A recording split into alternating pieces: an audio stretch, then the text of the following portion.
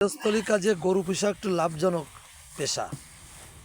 এখন গৃহস্থলীরা স্বামী স্ত্রী দুজন মিলেই গরুগুলো পোষে এবং একটা লাভজনক ব্যবসা আমি বলবো না, লাভজনক একটা কাজ।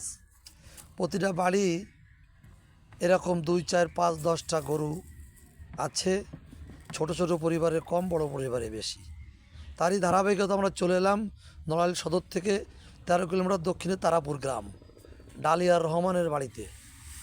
ওনারা স্বামী স্ত্রী মিলে 4টে গরু, 5টা গরু পালন করছে, প্রতিপালন করছে।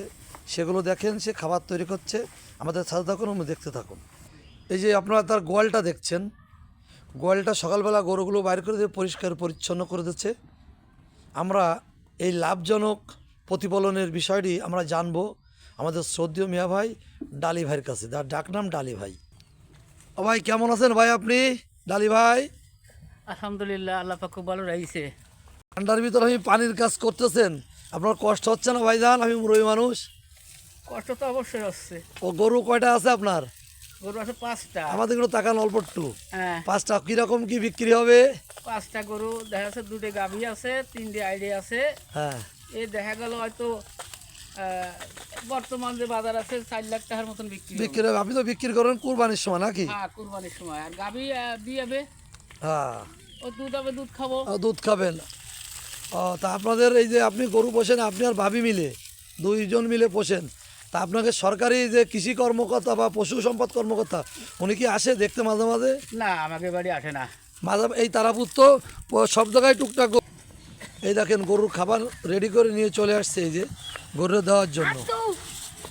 এই যে আমার ভাইরে মুরব্বী দেখলে আসলে ইয়াং। এই দেখেন, এই যে গরুগুলো দেখেন ভাইয়ের। আরে এটা কি এড়ে ভাই আপনার?